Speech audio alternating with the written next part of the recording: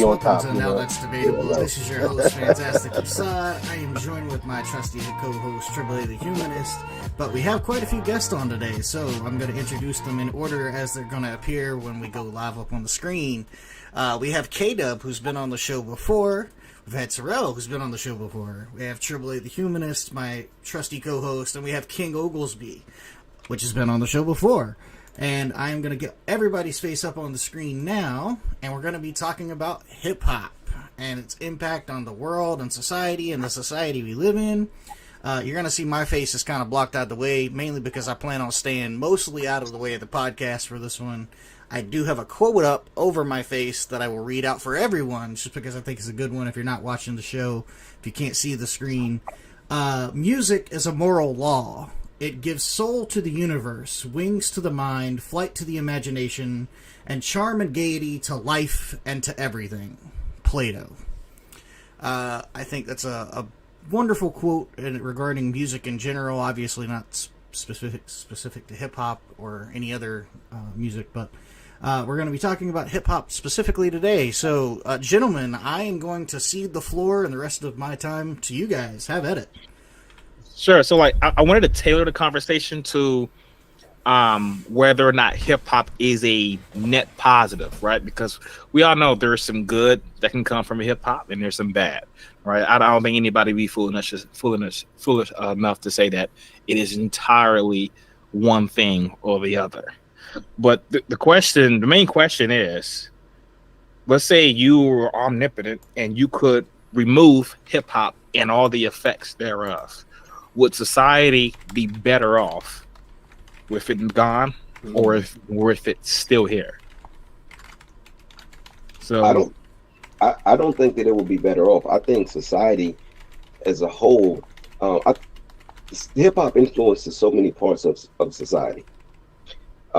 Hip hop has also saved a lot of lives. True. It's a lot of people that that felt that they came from certain neighborhoods and they felt that their only way out was either sports, drugs, entertainment. Mm-hmm. And you may not be good enough or tall enough to play sports. And drugs, boy, that's where that leads you. Do you think it's saved more lives than it's harmed? I don't know. That's a good question. That's a good question. I don't know. I'd have to see the numbers on that. I mean, I guess it'd be kind of hard to crunch down the numbers, because we see somebody in drugs or selling drugs or in prison. It'd be kind of hard to say, hey, it's hip hop that caused him to do that. He may have made those decisions regardless, but and even the definition of like saving lives, like what does that actually mean? Are you saying like he's now successful as an alternative to selling drugs? Because I would say, well, he may have had his life saved, put that in quotes, but what's the message he's communicating to others that's now harming them? You know what I'm saying? And so maybe we can flesh even some of that stuff out, because I don't think it's saving someone's life if they become successful. Now they're rapping about drugs, killing, and misogyny. But when he says saving lives, he's meaning like a lot of kids in the inner city that were poor. It gave them an opportunity to get out the hood, to get out of that environment, to put themselves in a better environment and put their family in a better environment. So financial. Yeah, exactly. So in a way, you're saving lives. If you can change your environment and change your family's fortune and get them out of that environment, then you're saving lives, because a lot of them wouldn't have made it if they were stayed in that environment. There's an old saying that relates to this. You could take a person out the hood, but you can't take the hood out the person. That is true. That is true. So true. Though he may have got out the hood, he still has hood mentality. You see this a lot with dudes who come out of prison. They still have like that mentality, and that's why I would say the mentality has to change. Not all the time. I mean, there's also a maturation process that has to occur. So, that's true. With a lot of people, you do come into it acting a certain way, being a certain way, especially when you are not that far removed from that type of environment. Yeah. But as time goes on, you have the artists, for instance, Jay-Z. I think we can say that the hood, at least the way it was, ain't still there. Now, I'm sure there's some things he can, if he needs to revert back to being a certain person for certain situations, then I'm sure that he could do that. But Jay-Z can sit down with anybody anywhere. And I want to quote some lyrics to you guys. Right. Okay. Let's do net positive, right? And who I'm going to quote, right? We all know this person, and this is supposed to be one of the more conscious rappers. So this isn't, right? I can get Chief Keef, who like obviously that's the music. He talks about drugs and killing, right? But this is supposed to be someone who's known for a positive message, and that's Nas, right? Mhm. Listen to what he says and shoot him up. He says 144, 245s, 3 loaded clips, 4 N-words roll, 1 N-word drives, 500 bins, 6 reasons why this kid should die. We shooting every MF outside. Pulled on his block, jumped out the car. Guns in our hands at the same time, everybody ran. There go that N hiding in the crowd. Let that trigger blow. 7 shots, now he lying on the ground. And so we talk about the net positive, or music. So this is supposed to be one of the people who's portraying a positive message. And look, I can go with everyone. Common, Tupac, people who are more known for a positive message. They all have lines like this where, and I'm not anti-gun, but they have lines like this about killing people, misogyny. I mean, you got Rick Ross saying, I popped the Molly in her drink. She didn't even know it. Like, how is this helpful to our society? Especially, look, we're all black. Let me ask you a question, right? Yeah. Let me ask you a question. We all watch movies, correct? Correct. Who has more killing? What has more killing in it than movies? So if say you tell us that again, what has more killing in it than movies, than most of the movies you see? What action movies? Exactly, right. So if you're blaming music, the influence that music has on the youth or on anybody for a lot of murders or a lot of killing that's happening, then why doesn't the movies and things like that get that same type of blame? I think okay. So let me so let me nuance. It'll be different if they're telling what happened. This doesn't sound like he's just telling what happened. Do you listen to a lot of Nas? No, I don't listen to a lot of music I don't agree with. So you use, because in listening to a lot of Nas, he tells you in his music that I'm looking at things through my project window. I'm talking about things that I've actually seen or experienced. These are my experiences, which a lot of hip hop and rap music does. It's talking about their experiences. You know what I mean? So 6 reasons why this kid should die. That doesn't sound like just him telling an experience, but rather what he believes. You see what I'm saying? No. Also, too, if even if he was telling his experience, he's telling it. I mean, I'm not familiar with that particular song. I listen to a lot of Nas. Mm-hmm. A lot of times when these rappers, when they're telling their experiences in a way that would promote that behavior. Mm-hmm. Exactly. And so even then it's not okay. So again, so that goes back to my original question. So if I watch a movie, am I more likely to listen to a song that would promote that behavior, or watch a movie that would promote that behavior? I would probably say a song. If I go quicker. I would say, but so even if the movie is actually giving you a bigger visual, right? But so the movie may be problematic as well, sure. But that doesn't excuse hip hop. That doesn't excuse the music. Just like the way I would see it is, maybe we should address both of them. Right. We shouldn't look at it as like, hey, the movie says a bunch of killing, therefore it's okay to do it in music. And I'm just speaking on influence in general. Because when we talk about mentality, I grew up in the inner city. I grew up in Southeast DC. You know what I mean? And I've seen a lot of killing. I've seen a lot of bodies and things of that nature. I listen to rap music and I listen to go-go music. I've never listened to a song and it made me want to go out and kill somebody or want to go out and emulate that music. But that's just me. You know what I mean? I think Go ahead. And I'll address it real quick and give the floor back to you. There are a lot of people who have told stories about before they go do a shooting, before they go hit a lick, before they go listen to a song. Nuck if you buck. Hey, I'm a little older. I'm kind of telling my age, right? They listen to a music that kind of gets them hyped up to go do this. So there are people who do, though that's not your experience, right? And I'm thankful it isn't. There are people who, and I think music is a powerful tool. It can create motions that aren't there, that you experience. Like, wow, I didn't even know, and that's what a good artist does, and so there's something to honor in that, but I think it has to be done rightly.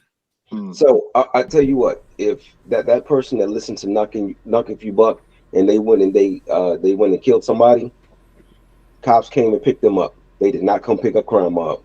Yeah, So yeah. you know what that means? We got to go back to the person. What is going on with that person Exactly. that is that easily influenced by the music?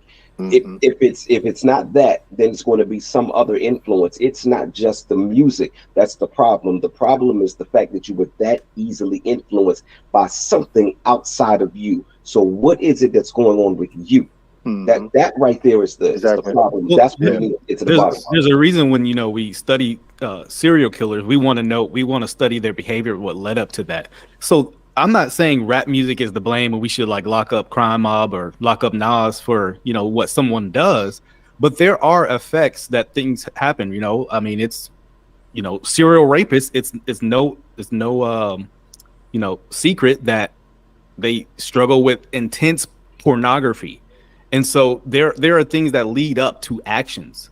And so I'm not saying again we should lock up Nas or Crime Mob, but there's a reason we study their behavior and things that lead up to that. So just to interject real quick, if I could. Go ahead.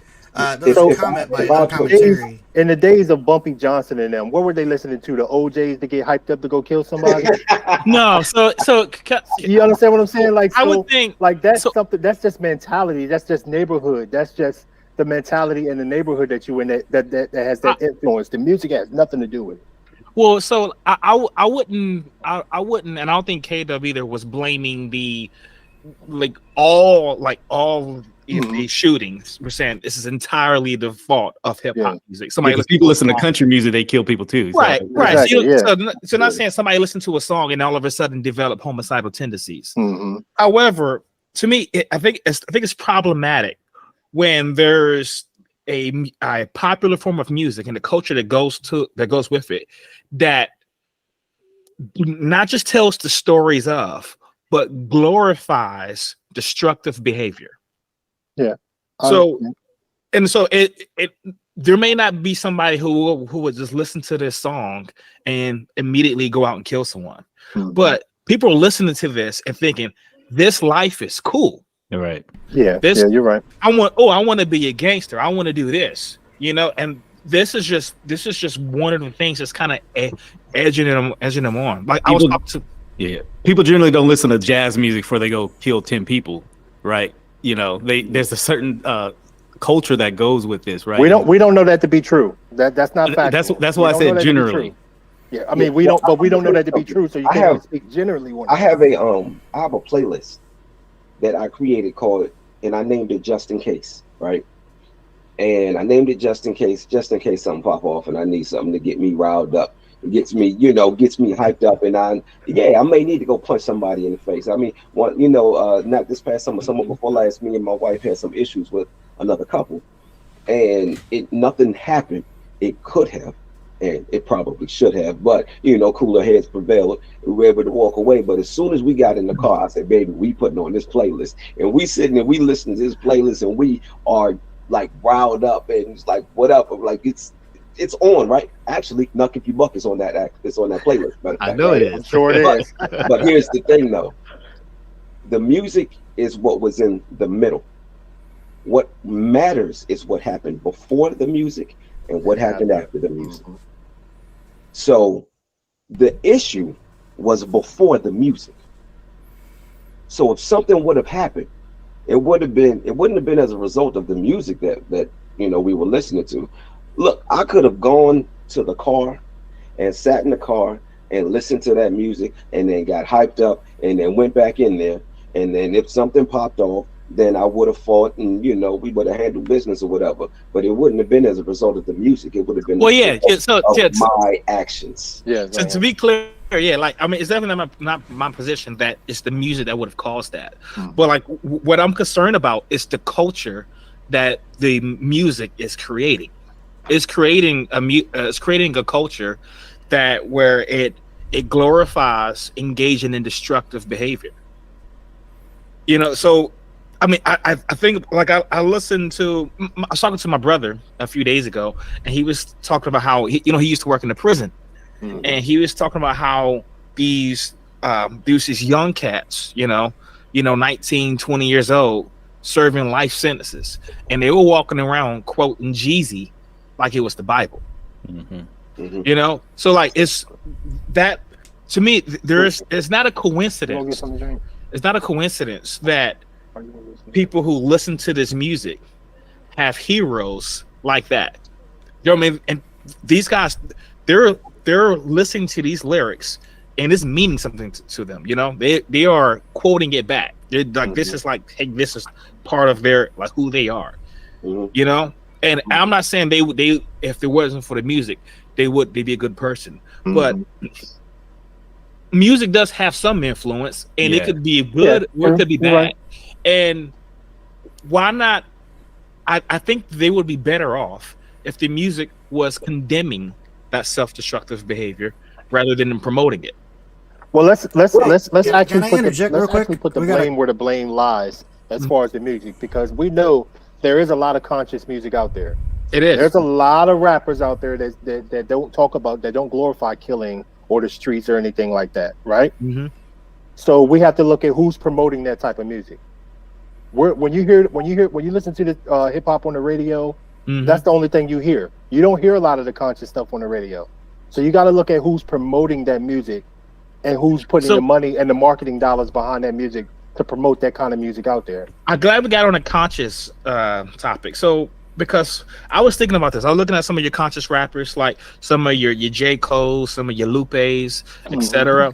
I think a lot of guys like that, in a way, do a bigger disservice than some of your more explicit, you know, gangster rappers. Because yes, because see, like J. Cole, he will have rappers. He won't say it, but he will have people on his record as features, and they would just spew some nonsense. And J. Cole, by letting him doing that, it's a tacit approval of that.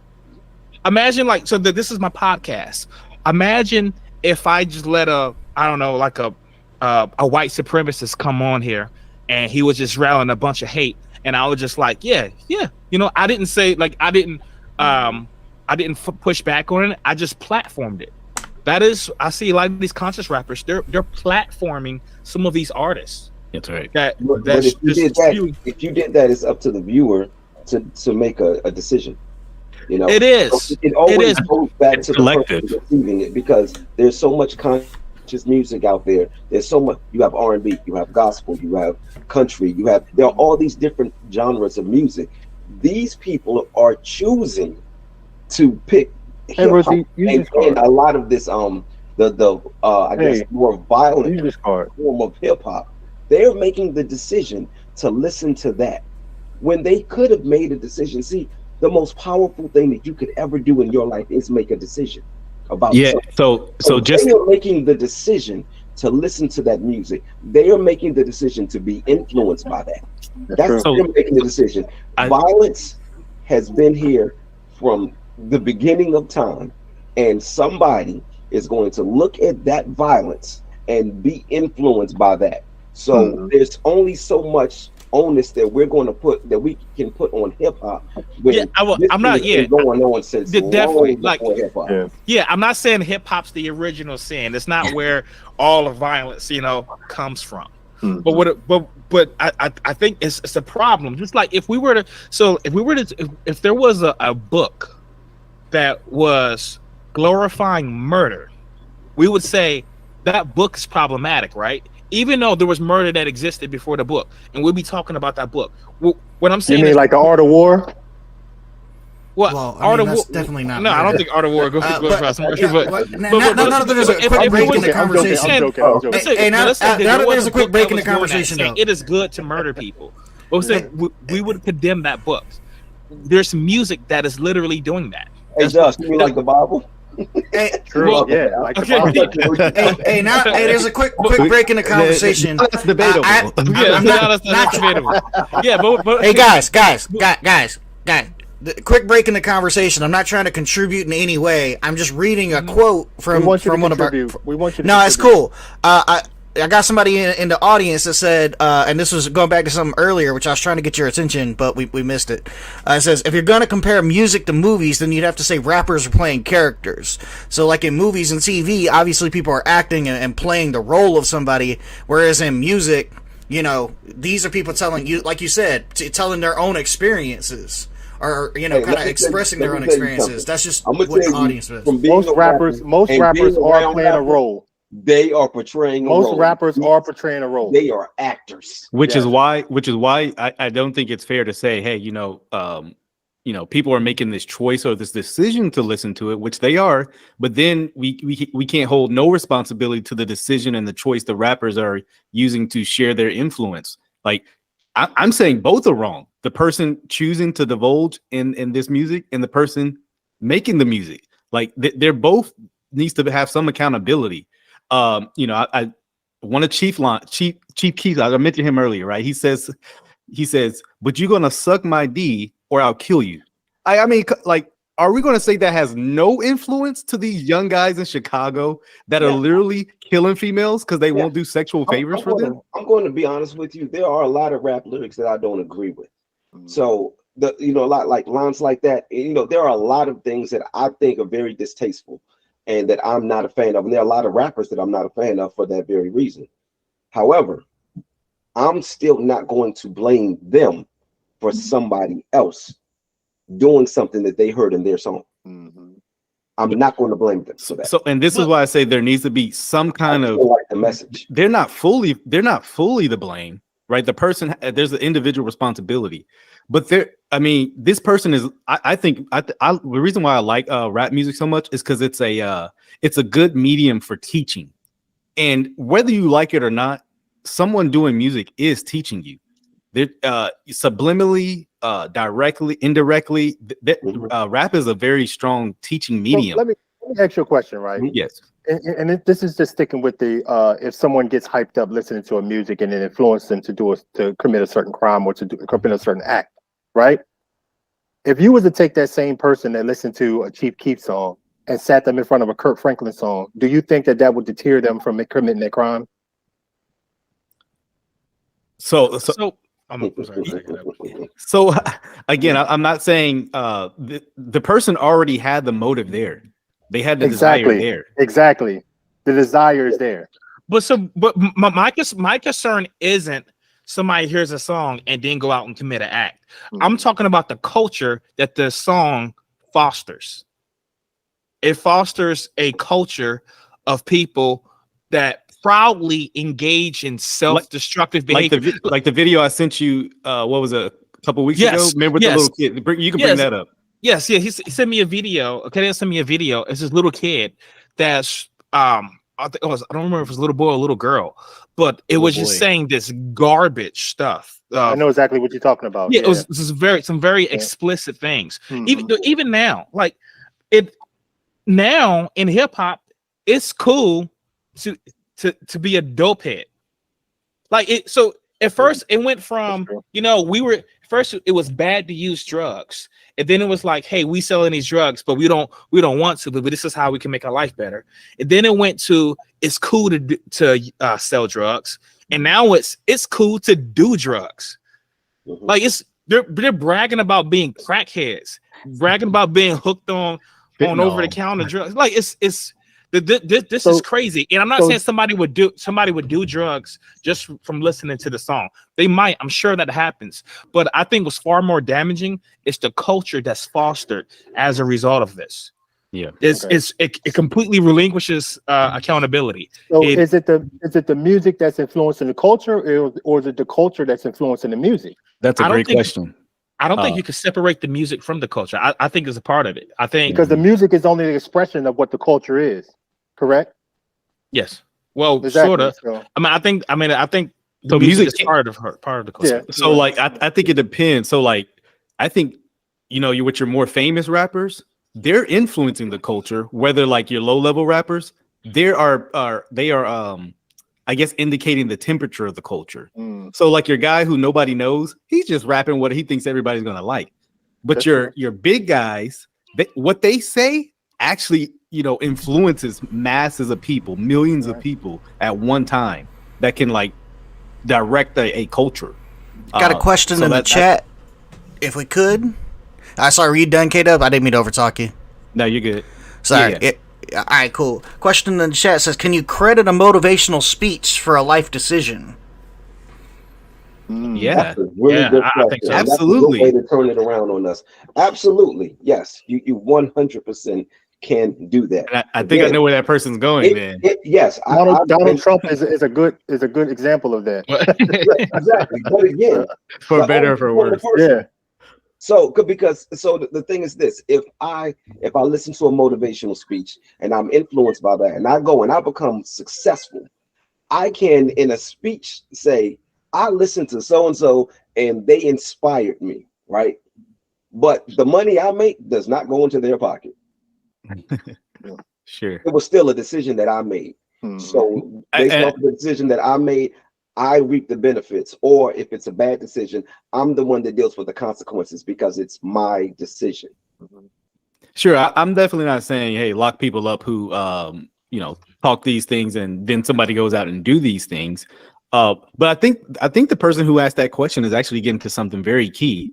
If we can credit a positive thing to some kind of speech, right? I think of football players all the time, sports, right? What like there was a locker room speech, man. It turned the game, right? It turned the game around for us. If this person wouldn't have said this, who knows? Obviously they had the talent in them all along, right? But generally they'll credit, this act, the motivation even for this positive speech. But it seems like when it's something negative, we want to take all the kind of responsibility and say, well, it was just on the person that's, said the thing. And, we can't put any kind of influence on that. So to me, it kind of be like a double standard in some sense. You know what I mean? It's a double standard. I think we have to look at intention. A football player trying to rally the troops is for the purpose of trying to win the game. This rapper is not going into the studio trying to influence people to kill people. That's not the intention there. My intention is for us to go win this game. My intention is not for you to go shoot somebody. Yeah. So I would. Because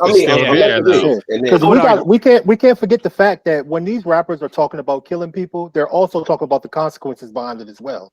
They're talking about the revenge killings. They're talking about prison. They're talking about all the consequences behind it as well. And the same person that's listening to the song, if you're listening to the consequences and you still use that song as an influence to go out there and commit a crime, you know the actions of your crime anyway.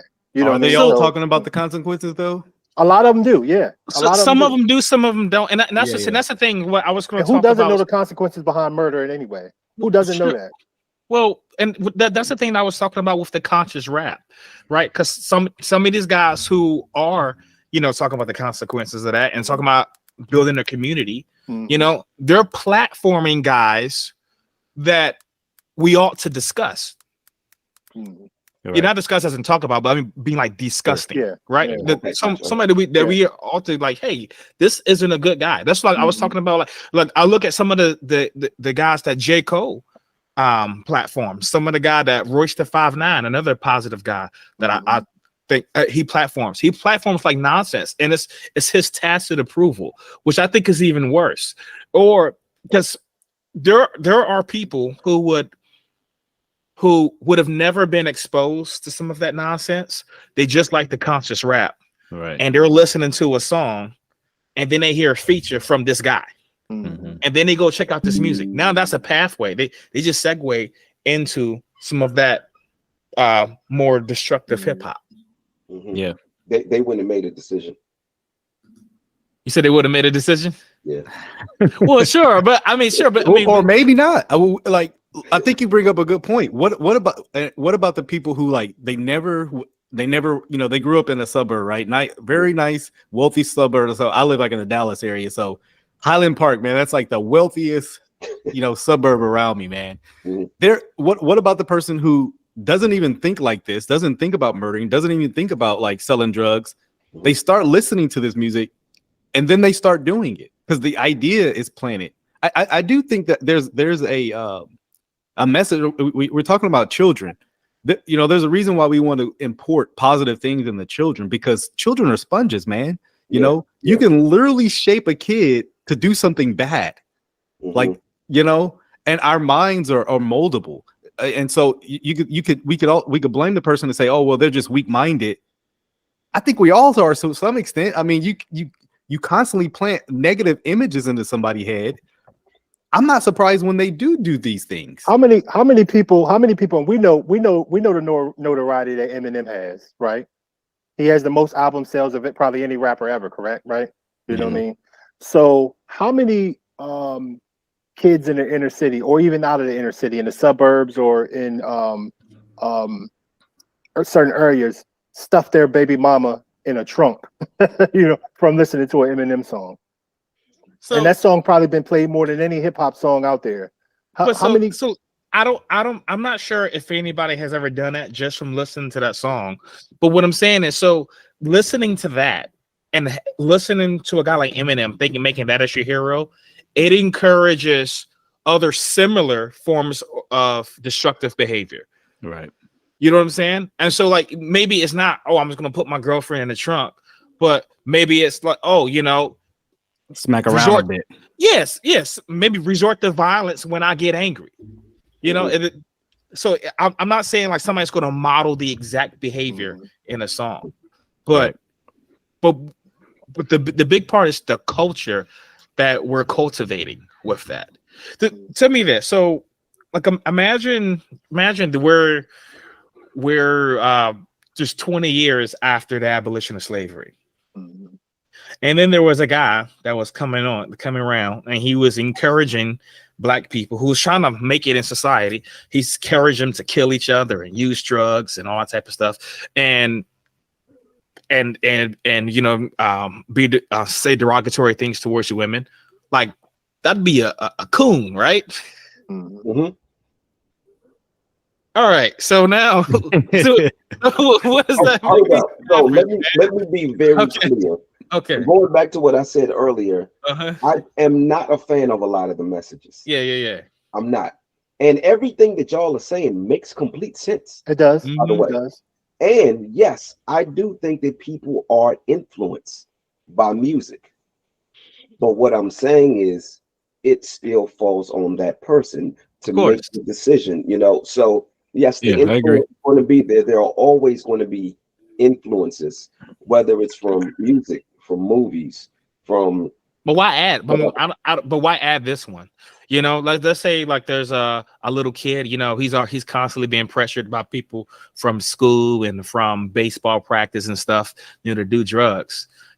Cool. That doesn't make it acceptable for me to also pressure him to do drugs. Yeah. I mean, why add that? Why add that pressure? Especially with more influence. When you start talking about kids, it does change things a lot for me, because kids are so impressionable, and it's very easy. So when I'm having this conversation about being easily influenced, I'm not talking about children, because it is very easy to influence children. But children are some of the main consumers. I was just about to say that they're like your number one, especially today, because they know how to use the internet. So now, if we're going to switch to that conversation, now we got to start talking about parenting.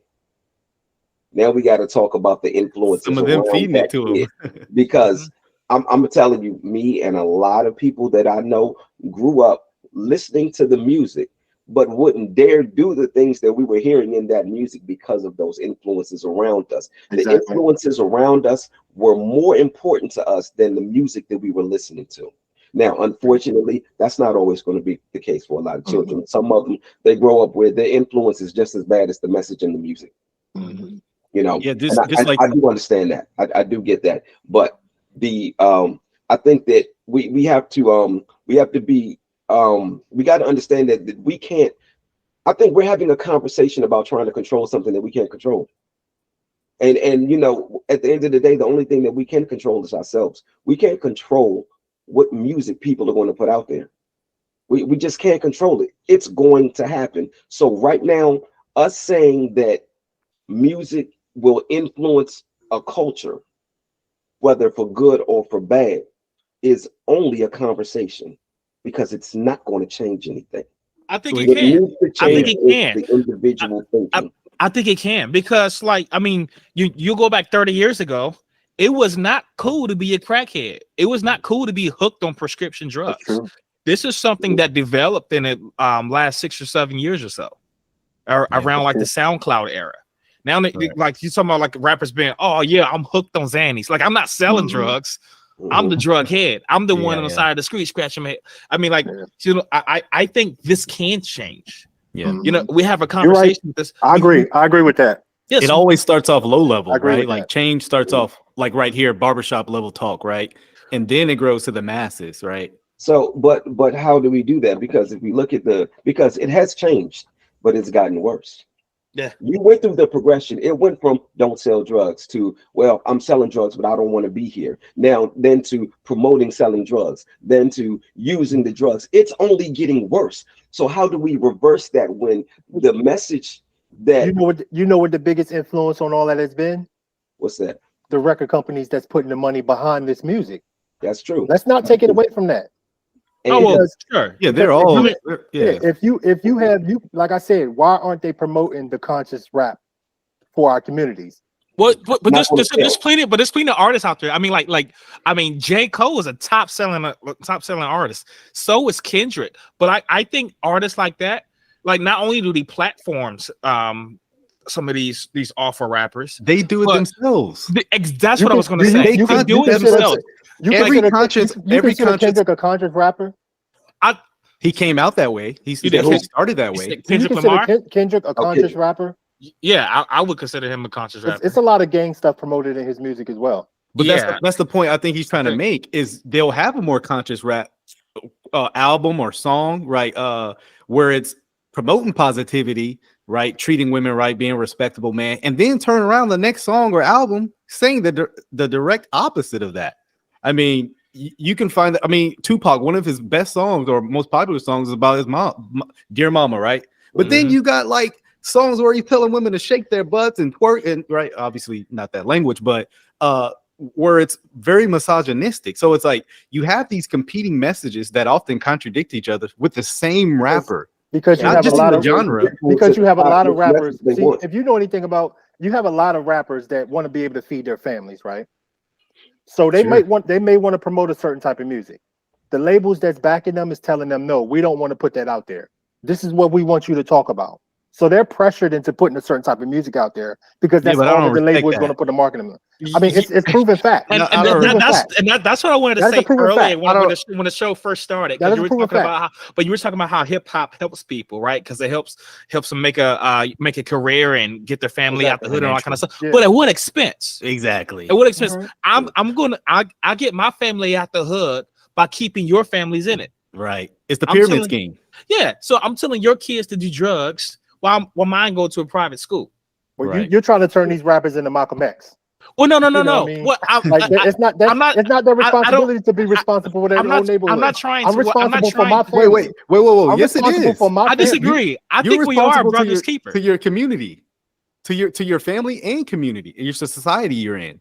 Like you can't tell your family, hey man, get your education, and then to these guys, hey, you sell drugs. So yeah. You put a lot of responsibility on a kid just trying to make it, right? Or a kid just trying to be able to feed his family. Because before I can worry about anybody else's family or even the entire community, I got to make sure that my family is good first, right? Yeah, but like you said, what extent? You can make sure your family is good first, but that doesn't mean you have to promote negative influences on the other family. And in order to build up my yard, I don't have to, crap all over yours. Right. And that's what's going on here. I can build my yard first and then help build yours. But that's not what's going on. Okay, I got a question for y'all. Do y'all listen to? So, as a matter of fact, Chris, more specifically for you, because you were quoting Nas. Do you listen to Nas? All the time. Yeah, all the time. Honestly, I don't know. You're talking about that, Chris. Oh, okay. Yeah. I forgot my name is Terrell. Other Terrell? No, I mean. Okay. Okay. No, I don't listen. My music choice is I don't listen to a lot of Christian Nas hip-hop. or that. Yeah, I listen to a lot of Christian hip hop and stuff like that. So you're going to save the world then? No, I'm not. Okay. I think much of the Christian genre is trash too. So. Definitely. I can't stand it. It's hard. But not. So I think. Okay, Josh. I mean. I want to know where you're going to. I want to know what you're going to. I want to. Let him get his point out. Go ahead. Okay, so but you listen to Nas though, right? I listen to it. Oh, sorry, him. Okay, so would you be part of the problem? Are you talking to me? No, Tribulate. Yeah, definitely. I would agree. Yeah, I've given Nas tons of streaming numbers, especially in his last 3 years with the project that he those 6 projects that he put out. Oh yeah. Oh yes, like Magic well, I mean, and yeah, King's Disease. These last 6 projects, Magic, King Disease, 1, 2, and 3. I mean, I don't think those were nearly as destructive as the some of the earlier stuff he had put out. But so, do y'all listen to Christian hip hop at all? You familiar with it? I have. I tried to at one point. It's okay. Like I didn't hear anything that I liked. It's bad. You can see the influences on Christian hip hop because even in Christian hip hop, there are things that pulled over from secular hip hop. Like it is very popular thing to do in Christian hip hop to refer to the Bible as a gun. Right, you're talking about shooting demons and all that kind of stuff. So I mean, even some of that destructive behavior, it seeps its way in, right? Even into the not just the conscious stuff, but the Christian stuff. Like there is something about hip hop that's promoting destructive behavior, even when it's trying to teach a positive message. Or like it's another thing. It's like even how Christians will talk about about their wives being like baddies, right? And like bro, like why are you talking about your wife this way? So yeah, there is a pullover from secular hip hop into Christian hip hop, and so that's why I'm like, man, I don't even find myself listening to much current Christian hip hop because it's like it's the same, it's the edited version of secular. Okay, so nothing is either all good or all bad. Oh yeah, of course. So because of that, we're talking about the negative aspect of hip hop. We're not talking about the positive side. But there's tons of the positive. But because nothing is all good or all bad, do we have to get rid of everything? No. So this is the tough question that I wanted to be about. Like, so I wanted it to be if it's a net positive, then you would keep it because it's doing more good than harm. Right. But if it's not, then you ought to get rid of it. Okay, so it's doing one of those two things. Yeah, it's doing one of those two things. Good. It's the question. Yes. Mm-hmm. And okay. I think overall, rap, especially over the last decade, has done more bad than good. Just with promoting, violence, promoting misogyny, promoting contradictory messages. That's not good. If you tell a child one thing and then next song he's hearing another thing. Even in the midst of good, even in the midst of, hey man, go make something out of yourself. Look at me, I did it too. Okay, fine, that's good, but like I said, at what expense? As we've been saying. I think wherever you sit from, your view from wherever you sit, I think you're right. If that's what you see, then you're right. If I see the opposite, then I'm right. But I think it's all about what you see, what your experiences are, and how you receive the things that you see. So, yeah, you're absolutely right in what you're saying, but I'm absolutely right in what I'm saying as well. So now I got a question. The fact that there's these two contradictory messages actually proves my point. The fact that you can listen to all of this hip hop and it be so the lines are so blurred to where there's actually no cohesive positive message, and you can kind of get what you can out of it. Hey, kind of prove the point I'm saying about it being contradictory. Okay, and you're a Christian, right? Absolutely. What about the Bible? What about it? Same thing. Same thing. What? The contradictory messages. I would disagree. I know that's debatable. but here's the thing. I told myself I was going to say that a few times. But see, I'm disagreeing with you with what you're saying about music. So we're right back at the same place. Sure. So I'm arguing. So I guess my argument is a little bit different because you're admitting that it's contradictory. Yeah. Yeah. So I'm not admitting the same. And by the way, I'm a Christian. By the way, I want to make that clear. You're saying you are. Yes. I don't want to get off subject, but you're saying that you're admitting that the Bible is not contradictory? Yeah, of course. Oh, okay. I'm a Christian. All right. We've had this discussion on here before. I don't want to get too off subject. All right. I tell you, and I am a Christian, and I do believe that the Bible is contradictory, but I believe that that's a different conversation. I don't want to go there. I just wanted to get him to admit that. That was cool. Yeah. So, but All right, go ahead, Triple. What I was gonna say was that, you know, hip hop artists, they're not the only guys, they're not the only artists that grew up in the hood, right? You got a lot of your R&B and funk. I mean, even like go back from the 70s. Some of these grew up in like some of these slums, right? You know, like Marvin Gaye, he had a hard life. He wasn't promoting the violence in his music. Right. Why is the fact that in hip hop, if Marvin Gaye was doing that, it wouldn't be acceptable. But if Marvin Gaye was a rapper and doing that, it would be. But Marvin, to me, that is problematic. But Marvin Gaye's music was very sexually driven. So it was. What about the people who decide that they want to be promiscuous because they listen to "Let's Get It On"? I mean, to do it, if you want to have consensual sex with people, I mean, go ahead and do it. Like, there's one part. I'm not a. I would argue. There's one part of Marvin Gaye's song "Let's Get It On" where he tells the girl, "I'm threatening you. I'm trying to get it on." Okay, yeah, I'm not okay with that. He actually said that in the song. He's a bit aggressive in that song. Okay, but what is it like? Or Teddy Pendergrass, turn him off, right? He's just yelling. It's like, bro, why are you so aggressive? Well, I said be safe, but that's not the same as, you know, murdering people or degrading your black women and all that type of stuff. I don't see that same. But all the negative aspects that you could point to in Marvin Gaye's music exist like tenfold in hip hop. Sure. Right, but if we're looking at let's look at the end result.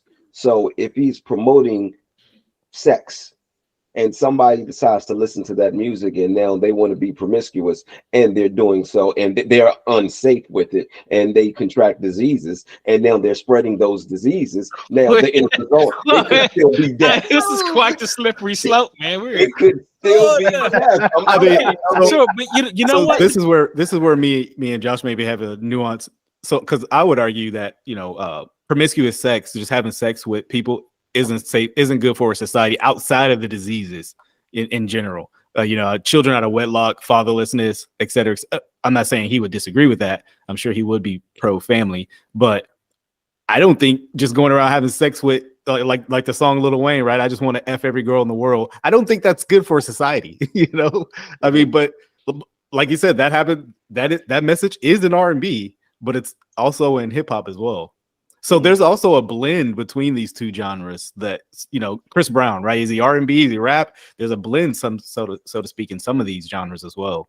I think if we're going to put the onus on music as that big of an influence, then we need to put it on all music and not just. Well, I'm not saying it's that big of an influence because and I want to be clear. So it's not just rap music, right? It is hip hop culture. Right. And so Chris Brown, he's not a rapper, but he's part of hip hop culture. Sure. And he promotes some of that self-destructive behavior as well. Like there's but when we say hip hop culture, we're just putting it strictly on music. Hip hop culture is not just music. It's also art. It's also dance. Well, yeah. I think that's kind of what he's saying is more all broad. the elements. So, right. MCing, DJing, D-boying, and graffiti. Right. Those are the four elements of hip hop. I mean, so I'd include all of that. Okay. But I mean, But we're putting it strictly. We're pretty much talking about rap itself. No. I'm talking about hip hop culture. Okay, because I didn't hear anybody say anything about b-boying or about graffiti having an influence over somebody going out and murdering somebody. Well, so we're talking about rap. Yeah, those things could be influenced to do that as well. But no, so like even like some of the ways that people dress, right? I don't think that's a good thing to promote. Not always. Like for instance, like it is a good thing in hip hop. One of the moral obligations you have in hip hop is to be reckless with your money. Right, you gotta have that chain. Yes, go ahead. You know, spend half your net worth on a chain, right? Like this is somehow taught as like an acceptable thing, and rappers do this all the time, going broke doing stupid stuff. What did Soulja Boy? He bought like a Gulfstream jet and went broke. He didn't have enough money to put fuel in it. Right. So like this type of behavior, like it's just tons of like I would call coonish activity. You know, and Yeah, but the fact that that's promoted, like, is it not even just the music, but just the culture. Like this is an acceptable thing to do because rappers are doing it. People part of the movement are doing it. They go. This is something they brag about. You see, dudes who's highly influenced by this culture, like on their Instagram pages, they're flashing money, right? Flashing like a bunch of hundreds that might. Yeah, it might be worth. They get robbed, bro. Yeah, flashing maybe like $2,000. Man, like that wouldn't even cover my rent for the month. $2,000. Like, what are you talking about? Well, I mean, that type of behavior like is what I'm concerned about. It's not even just the violence, not even just the loose sexual activity and stuff, but like just the mindset. I look at the people who are highly influenced by this culture, and I don't see a lot of good coming from it. I see some good, but I see a whole lot of bad, and to me, the weights, they're not balancing out. I think again that goes back to your view. You know, from where you sit, that's what you've seen. I've seen both sides. I've seen where it's done a lot of good for a lot of people. But again, I was in the industry and I was around a lot of people, and I saw where a lot of people came from and where they got to make. Even if there's certain people who I know that started off rapping, trying to get out of a bad situation, and they didn't necessarily make it big as a rapper, but it put them in other rooms. So now, you know, they're executives or they're A&Rs, or they're able to do other things or whatever. So I have seen this work a lot of times in a positive way for a lot of people. So hip hop, I'm looking at this, and the reason, you know, I'm gonna keep going back to movies because, or just anything. I can go back to anything because, like I said before, nothing is all good or all bad.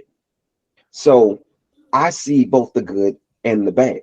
I see those things too, even with the movies. Like I think like if removing movies would create a net positive for society, I would advocate removing them. Yeah. So like I just put hip hop in the same boat. I think don't take away John Wick and the Matrix. Well, yeah. Don't take away John Wick and the Matrix. Yeah. So I mean, but then there is a this is also based off of opinion as well, and I'm gonna tell you why. I spoke to somebody, it's a white person, who said that Roots promotes slavery. You say Flutes? Roots. The movie Roots. Or the book? Yeah, okay. the movie Roots, it promotes slavery, and they think that Roots should be eradicated. Just get it out of here. Just get it out of here. Yeah, I mean, I have to hear the argument. Yeah, what's their argument with that? Yeah, this goes back to opinions. This goes back to opinions, is what I'm saying. It's from where you sit and what you see and how you receive things. That's what I'm talking about. Okay, but I think there's a difference between telling something true that happened historically, right? Like you can say what happened on 9/11, right? That's a historical thing versus you saying I'm going to bomb buildings. That's two different things to me. You know what I mean? Yeah, but rappers also are historians. Yeah. I thought they were actors. Right? Historian actors. That's what we're talking about. Okay, okay. Both sides. I mean, there are some that actually rap what they live, and then there are a lot that don't. Yeah. Okay. Yeah, I'm sorry. I should have made that clear earlier. I'm sorry. Yeah. But yes, it's both sides. It's both sides. There are some that are absolutely not about that life. Yeah, you have some that actually been in the streets and actually lived that life. There's some that's just emulating that life and emulating what they see in the streets and the people they were around. This is another problem that I have because we're talking about like keeping the real. You know, it's how it's an understood concept. I hate that saying. I hate that saying itself. I hate when I hear that. I hate when I hear somebody say that. Yeah. I think hip hop's fascination with authenticity is a little toxic because here's the issue. I got him in trouble. My wife just texted me. I did something. Okay. Let's check to me. Keep it real.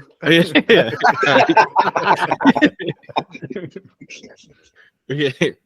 But okay, yeah. So when we talk about like some of these rappers, how they're talking about shooting people and selling drugs, when it's been exposed that a rapper wasn't actually doing that, Mhm. it's frowned upon. Right. Why? Because you're Right. lying. Because you're Okay, faking and so acting like you're something that you're not.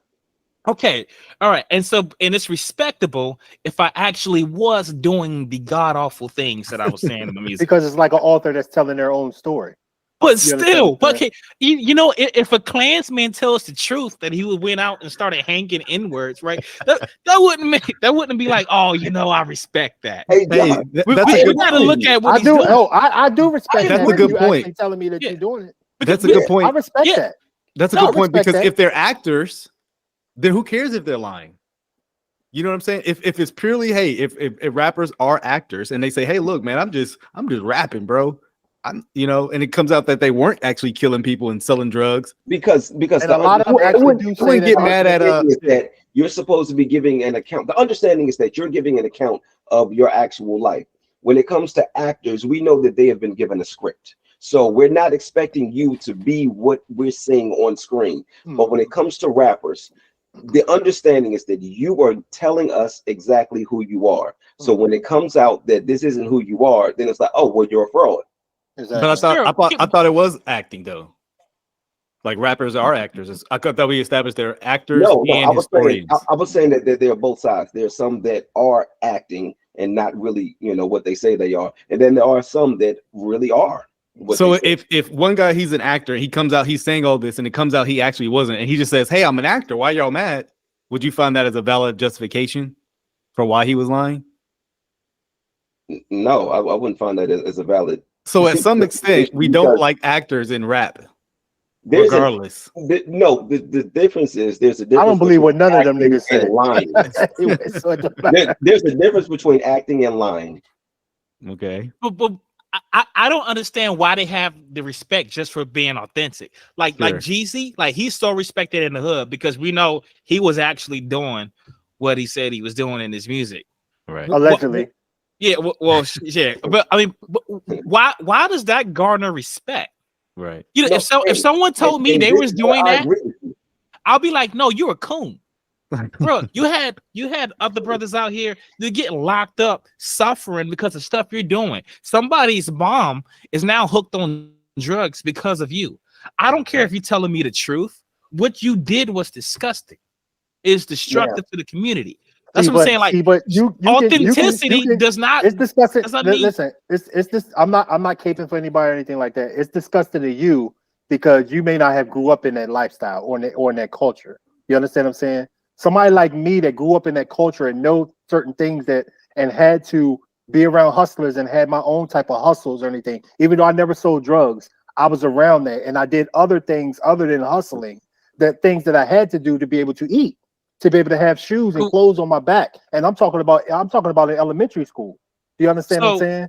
Because I seen what the drug game did too. So it's certain things. If I have to do certain things to feed my family, I'm worried about my family first, as opposed to anybody else's family. You know what I mean? I'm just speaking facts. God forbid and that if we're going to tell one of Jesus' your story, children let's tell the entire story. Yeah. Because that last album that he just dropped a few weeks ago, it's all mature. It's growth. Mm-hmm. So if we're going to tell the story, let's tell the whole story. Well, yeah, so that's that good. I'm anymore. cool about I'm cool about the growth. I'm not concerned about that. I'm concerned about the destructive behavior that was promoted before that. And so to you, was be so like if God forbid you had a loved one that had a serious drug addiction, was struggled with cocaine or crack or whatever. I did. Okay, and you found a rapper who knew that and was still selling them drugs, getting rich off of that. He said, "I gotta eat." Yeah, would you respect that person? To be honest, when I came up, I had a lot of hustlers that I knew that was selling my family drugs. Those same hustlers was also giving me game, was also teaching me certain things that helped me make money as well, to help my fortune. You understand what I'm saying? So I respected a lot of them because it was like they were telling me, you don't want to be this. Here's another way so you don't have to be this. You understand what I'm saying? So I learned a lot from them. So they garnished my respect in a different way, as opposed to that I knew they were selling. They wasn't forcing my family to use those drugs.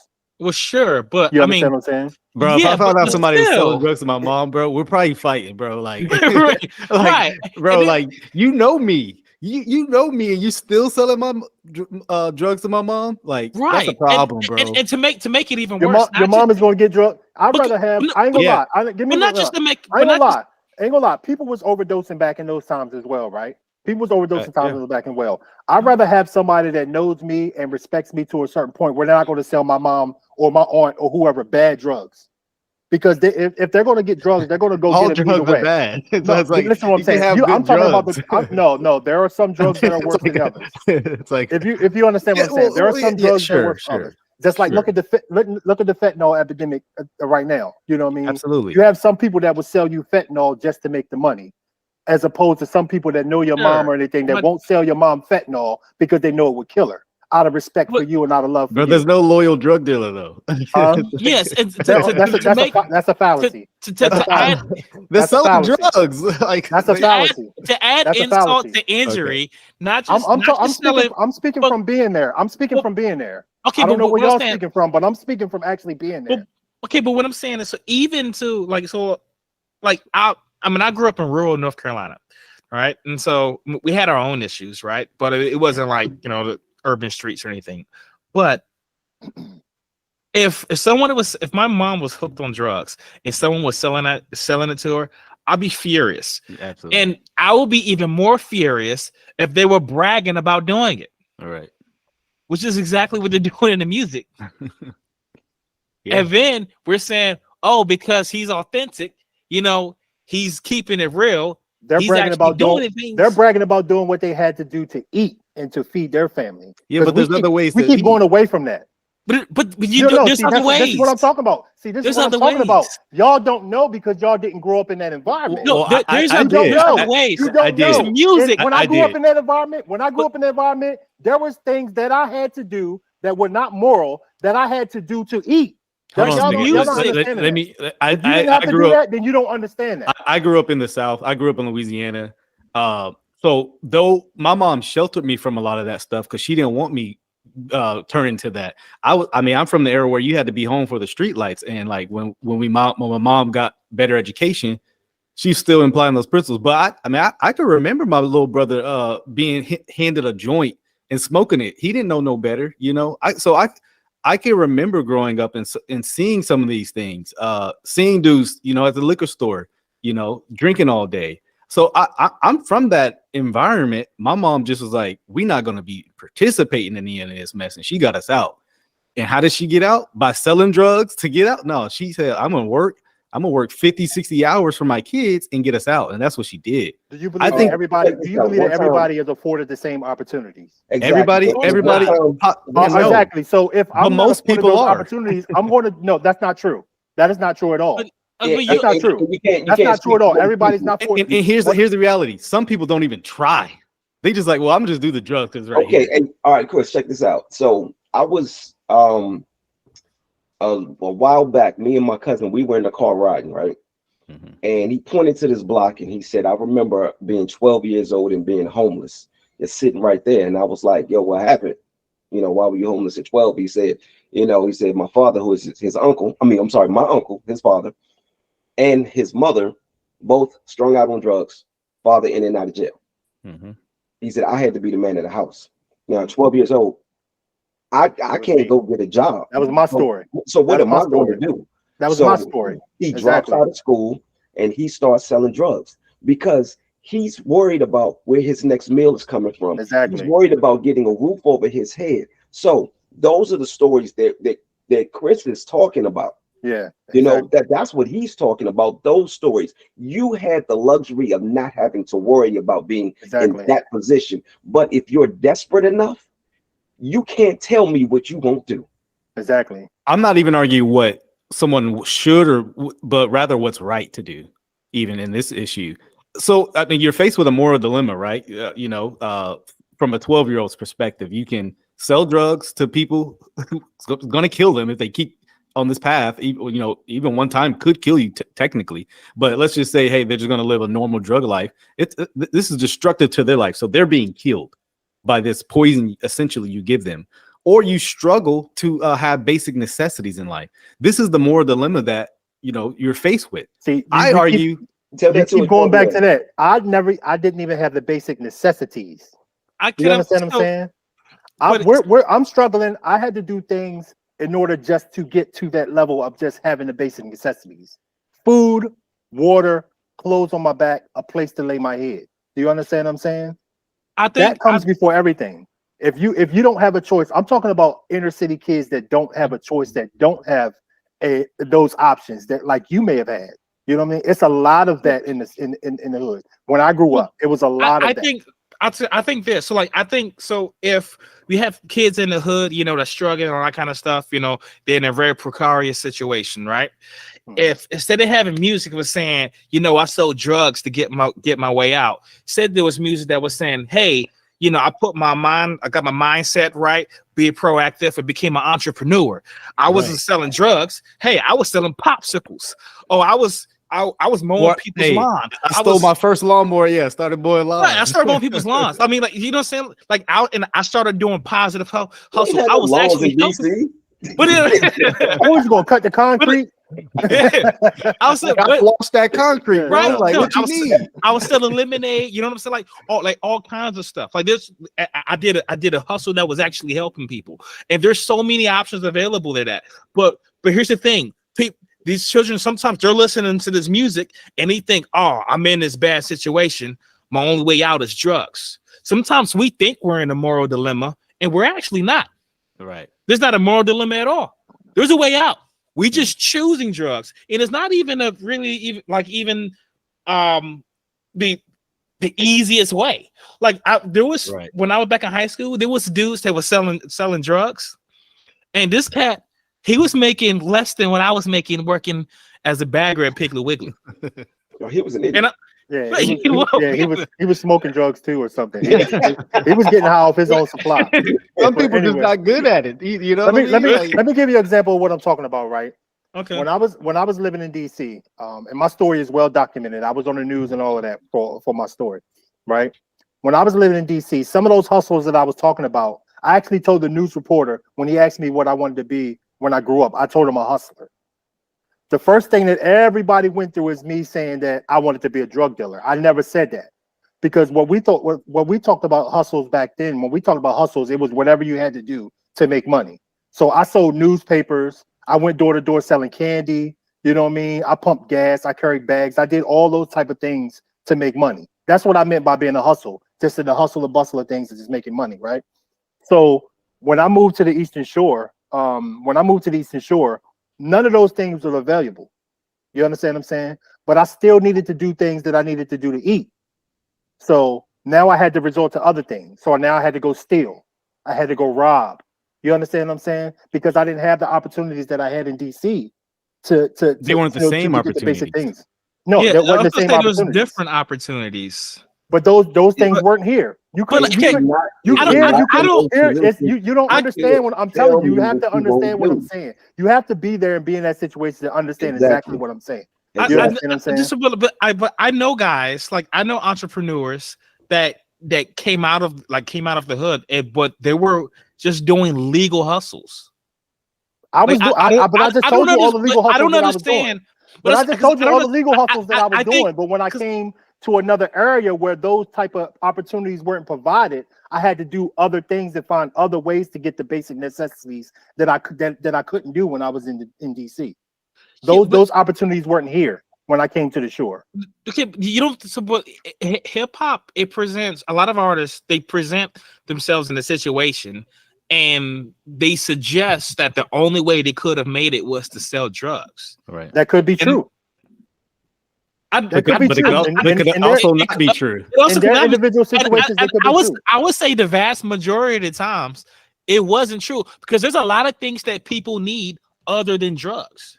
That's true. I don't see why you couldn't be like, hey, I'm selling lemonade, selling clothes. I mean, yeah, there was just so many things that you could have hustled. So in my cousin's case, we're talking about a 12-year-old.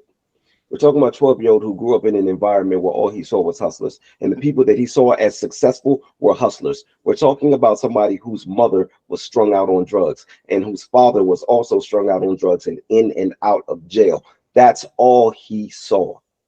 That was all that he saw. So his options are very limited. Let me tell you something about DC. You ain't gonna sell no lemonade to people, to everybody in the hood, and make no money. That ain't happening. No, it's not happening. You ain't cutting no grass because it ain't no grass to cut. Okay, it's just a different. It's a different area. Let's talk about this real quick. You can't tell me what you're supposed to do. You be selling T-shirts. Make it out. Hold on. You saying selling T-shirts?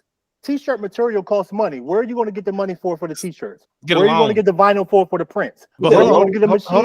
Where are you going to get the drugs? Where you get the drugs? Selling drugs? Consignment. Consignment. People will give you drugs on consignment. But hold on. You do the same with T-shirts. No. Ain't nobody just giving you a T-shirt print machine on consignment. Let's talk about the danger of selling drugs. Especially at not 10 years old. Nobody is going to give a 10-year-old a T-shirt printing company and a machine and things like that on consignment. That's not going to happen. 12-year-olds getting murdered for selling drugs. No, let's be realistic. I would do that. I would totally do that. If a kid told me he says, "Hey, I'm struggling," he brought to me his plan, and I saw to see that it was serious. I take like here's like $2,000 for T-shirts. You might not even need that much. We're talking about 9, 10, 11-year-olds that are barely out of elementary. There's numerous stories, like go search them out, where like 12-year-olds have started. Literally, they started a patent. They have started a business plan. I'm speaking. These little kids selling rocks. And I'm speaking showing faces on rocks. And I'm speaking before the internet. Different time. Right? Yeah. And I'm speaking before the internet. Exactly.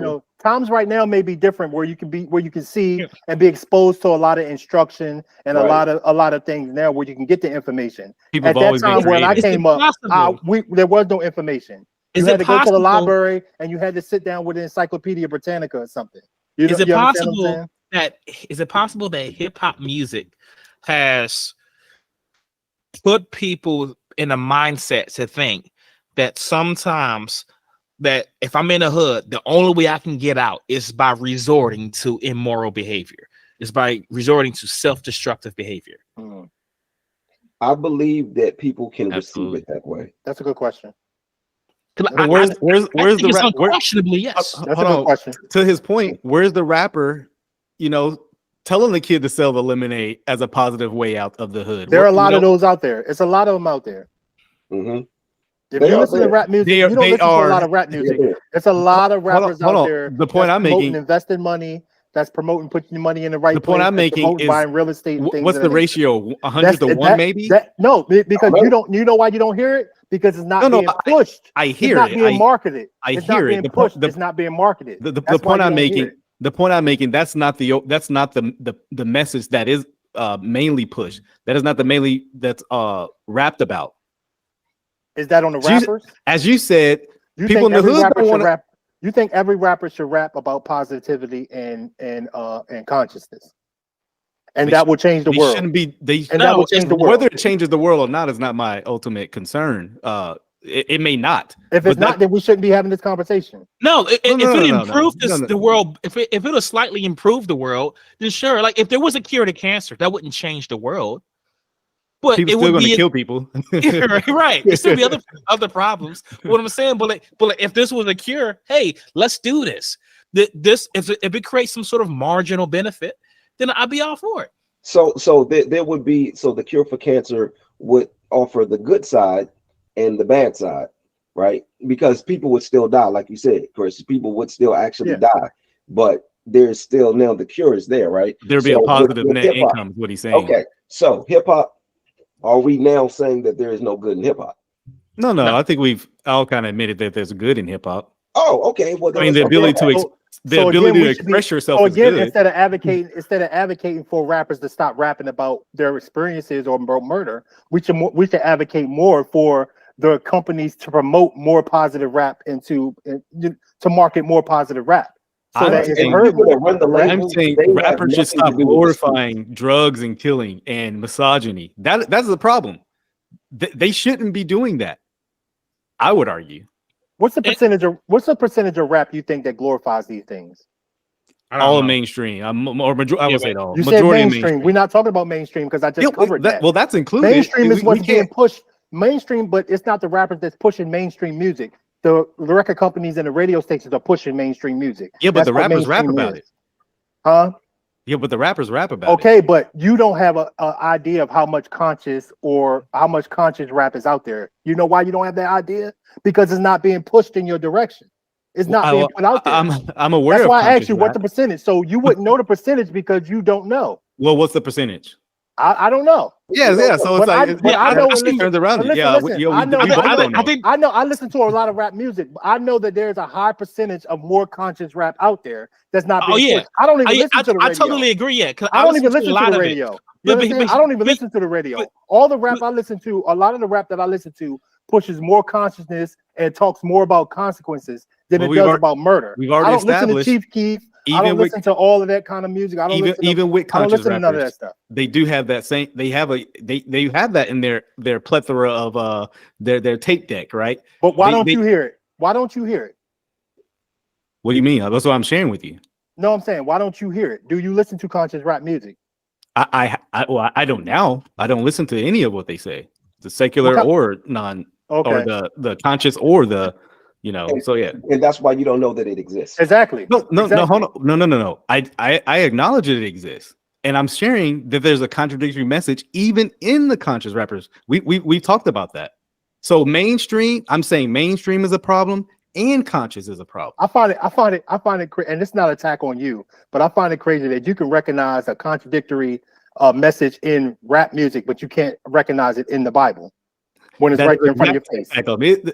That's called a bias. That's called a bias. That's called a bias. That's called a bias. It's totally irrelevant. It's like called a bias. It's like you can recognize what I'm saying here, but you got a blue shirt on. Okay, it's totally irrelevant. The conversation we're having. My problem is and I listen to a lot of conscious rappers, and I mean, there's a lot of rappers that's saying all kinds of things, right? Yeah, that's but true. The guys that we think are that we agree that are toxic to the culture, their voices are a lot louder than the ones who aren't. And even the conscious ones, I'd still argue that they're still creating this mindset that you have to resort to destructive behavior in order to get out of precarious situations. And I just don't think that's true. I'm telling you the exact reason why their voices are louder. Their voices are louder because the powers that be are amplifying their voices as opposed to the conscious rappers. We can't keep putting it on the rappers. That's not the only reason. I'm not. That is the main reason. I'm talking about not the only reason, but that is the main reason. Push that agenda. They push that because exactly. So you're only pushing a message that you're standing behind because it's consumer based driven. I mean, they wouldn't push it if that's not what the culture was wanting and people were listening to.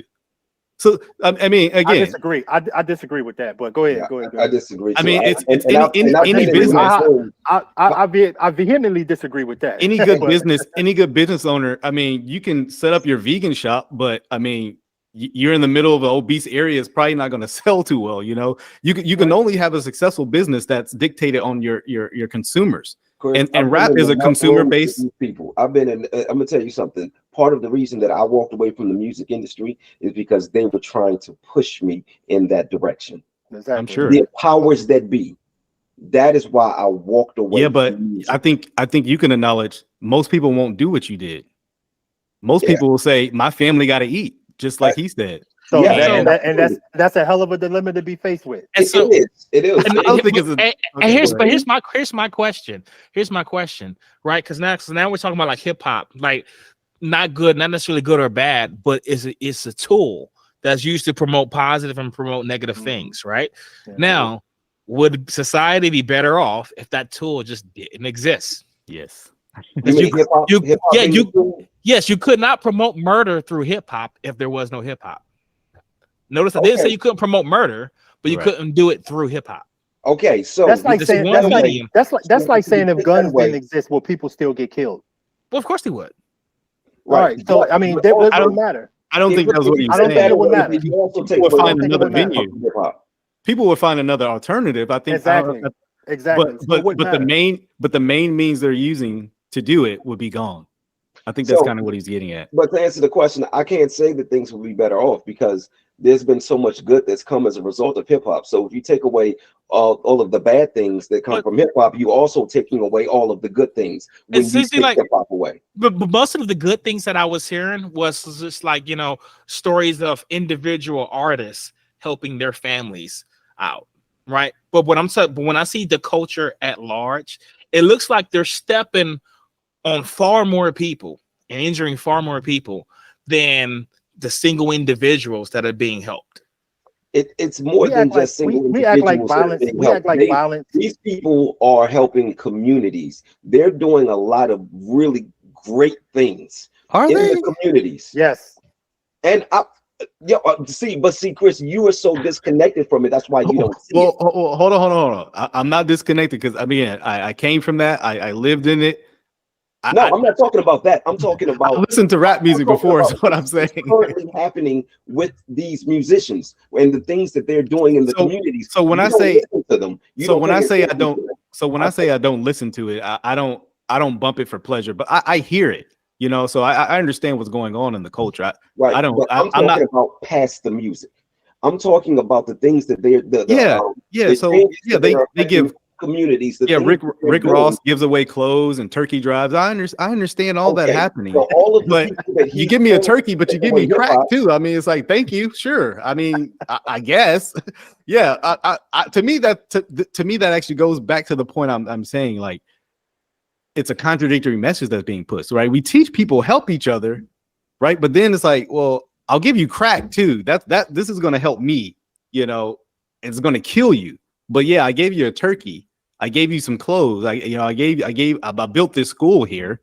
To me, it's why not just eliminate the drugs? Listen, the murder. It's two sides to every coin, and you just want to have to accept that other side. Chris, you are, as a Christian, I don't think we have to accept the other cheek, right? But this is a false dichotomy. But we're taught to turn the other cheek as Christians, right? Not to murder. No, I got you. But I think it's for the gospel's sake. Turning the other cheek for the gospel's sake. Exactly. I punch you in the face. If I was to punch you in the face, what are you going to do? It depends the reason why you did it. Was I preaching the gospel, or you just punched me for punching? It doesn't matter the reason. No, I would argue. I would argue it would. Like if I punch you in the face, if you came in my home and punched me, I got things to solve that. That's all I can say. You supposed to turn another cheek. No. That's why I say it's contextual. You mean like we can get in a Bible debate. You mean like hip hop? What? But hold on. What reason is there to actually punch somebody and sell people drugs besides the fact that you just want to get rich off them? No, it's feed their family. Feed their family. Let me be fair. Thank you. But you can eat other ways. You don't have to punch them in the face. I don't have no other way right now. Yes, you do. You do. Doesn't have another way. Hip hop told you there's no other way, but there's so many other ways. You're talking to somebody. You're talking to somebody that didn't have no other way. So you can't tell me that. I don't. You can't tell me that. I'm not. You can't tell me somebody that didn't have another way. You cannot tell me that. But also, you're not everybody else. Not have another way. But what you're doing is saying, since I didn't have another way, nobody else had another way at 12. No, I'm not saying that. I'm talking about the people that did not have another way. Y'all are saying that the people that had another way. I am not found another way, but you don't know that they didn't have another. We're saying there are other ways. Have another way. I am not convinced that nobody has another way. Like they didn't have another way. I'm telling you from my experience that I did things where I did not have another way. And if you would have got caught selling drugs, you definitely wouldn't have had any other way. But that was the risk that I was willing to take to eat. Or murder. Or get murdered. It was either that or starve. I see. That's where I'm like, I do think there are other ways. Again, if you were never faced with that dilemma, you would never understand. Well, but this is an experience-based argument, which is like I can't address since I'm not you. So I can turn around and say, well, hey, I didn't do it. So then if you're not me, okay, but if it's an experience-based argument, then you can't say that people that did not have another way had another way if you don't know. See, you haven't had that experience. But you can't tell somebody that has had that experience that there is another way if you never had that experience. But then I can appeal to the person who had that experience but had another way and say, well, they're right. That makes no sense. That don't make no sense. You're making that don't make any sense. That's what I'm trying to point out. Hey guys, let me jump in real quick. The authority. I'm gonna jump in real quick. So I hadn't contributed a lot to the conversation. I've just been kind of listening and trying to learn a little bit in the process. Two things I wanted to address before we wrap things up, because I think we're about that time. I love this conversation. It's dope. It's really good. I agree. I enjoyed listening to it, and I didn't partake much, but I did get to listen and learn a little bit. First thing is that, and it's not to take anything away from any single person's experience, but I think everybody has been in a situation in which they felt they were doing the best possible thing that they could do. Right? That doesn't necessarily mean that there's not another way. That doesn't mean that there was another way present. It just means in that moment, in that experience, you did what you felt was necessary. Now, with that in mind, everybody that's ever been in a similar situation or in even remotely similar situation may have done things differently. They may have done things much, much worse. They may have done things that were all legal and squeaky clean across the board. That's not up for us to judge. I think the whole purpose of the conversation was, at least from my experience and listening in, is to kind of understand that if people are promoting it as the only option or the best way out, then perhaps that's not a good thing to do. I get that. The other thing I wanted to address is, Terrell, you mentioned earlier you specifically made a playlist to listen to called Just In Case. And I didn't want to go into psychology too much, and I didn't want to talk, like, kind of overwrite the whole conversation with the psychology thing. But that's something everybody in the room and everybody that watches this should consider, is that if you think that putting a playlist together will help you get in that mindset, then you should be aware of how powerful music can be. I'm not saying it's going to force you to do something, but I'm saying you literally put together a playlist to get into a particular mindset about a potential fight that might come up, right? So that music can drive adrenaline, it can drive emotions, it can literally steady your heart rate. Music is a very powerful tool, and how it's being used and the people that are promoting it in certain ways, not saying it's not due to the managers or the publicists or the people that have the money behind the scenes, all here and there, but the purpose is, if we're looking at it from a standpoint of being a net negative or net positive, perhaps like a cancer, it should be cut out. And that was the question. I'm not saying it is a net negative or is a net positive. It's not my place to say. With that in mind, I'm going to go in a round table, starting with K-Dub to Terrell, then Triple A, and Oglesby. You're going to have last word of the show. Anything you want to say, please don't interrupt the others when you're done. Just say the name of the person beside you on the screen.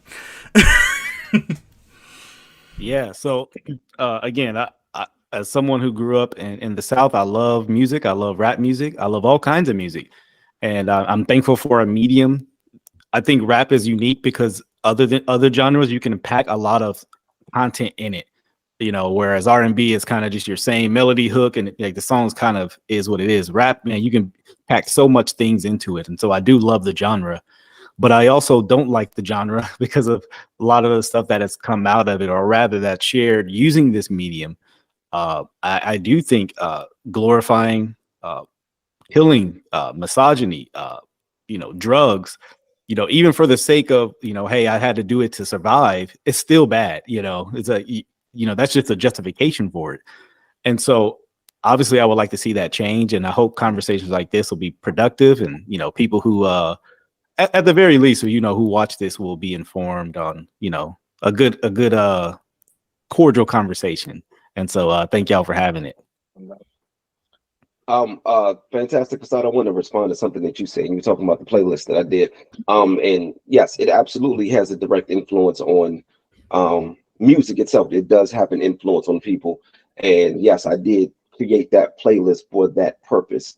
However, the point that I was making was that if I were to do something in that moment while listening to that music, it would not be because of the music that I was listening to.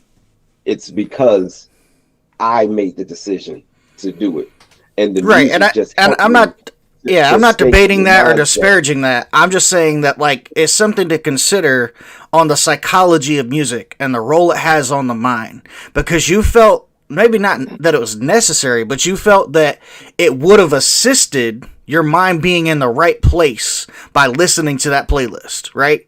Like, that's the whole reason you put it together, is that you thought, I might need that extra boost of adrenaline. I might need that little kick over the edge, right?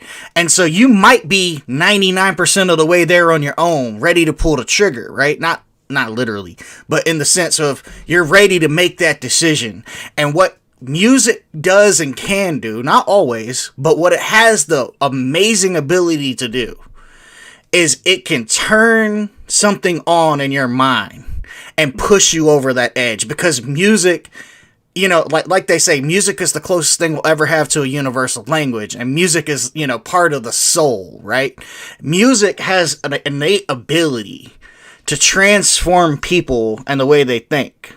And when you put music on with an intentional mindset, like the one you said you had when going into that situation, what you're doing is you're saying, well, just in case. It's kind of like saying, you know, you got like some drugs, some uppers or some speed or something that, you know, like, I got to keep it in a back pocket just in case things pop off. You know what I'm saying? Like, I'm not saying that is the whole story or that's the whole reason the situation occurred, or even that it will be 100% influence or that it will even influence you at all. It's just that we know music is so powerful and is so impactful, and it has such a swaying effect on people that listen to it, that even in your thought process of getting ready for that situation, you were like, yo, you know what will help? Putting this music playlist together. Like, if I need to get in that mindset, this music is going to help me do that. Now, I agree with that. And also the other part of that, you know, that comes from that is, you got to also keep in mind, I'm a boxer, I'm a fighter. So before sparring, before, you know, sometimes turn on some music, don't you? It does help get you to that point. So I agree with what you're saying. I'm just saying that what the music is at that point, the music isn't the decision. The music doesn't make me make the decision. I've already made the decision. The music is just going to help me just stay there, stay in that mindset. It's going to help boost me up for the decision that I've already made. Yeah, I get you. I get you 100%. I just wanted to kind of throw it out there and talk about psychology and music a little bit. I think it's very fascinating. Triple A, you have anything quick before we go to Oglesby with last word? No, I didn't have anything.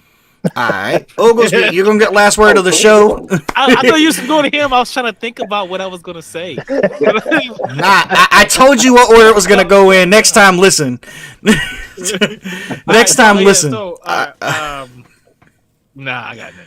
All right, cool. Oglesby, last word of the show. Anything you want to say? Promote, plug? Man, I just want to say, man, wrap it up. It's all y'all yours. having me on, man. I always love these discussions with y'all, man. It is very thought provoking. You know what I mean?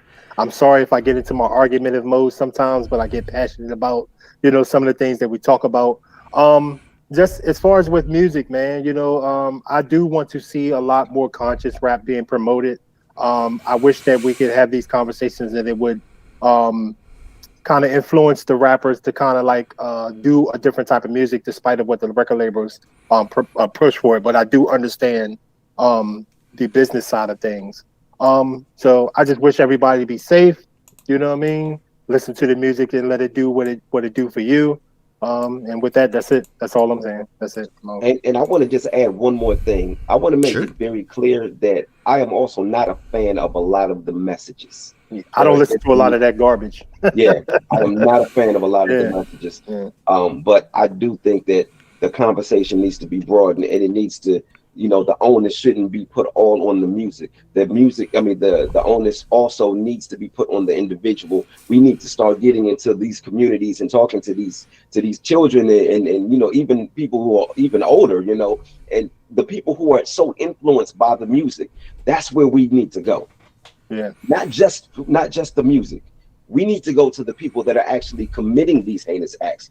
So I just think that so put it this way, I'm not putting it all on hip hop.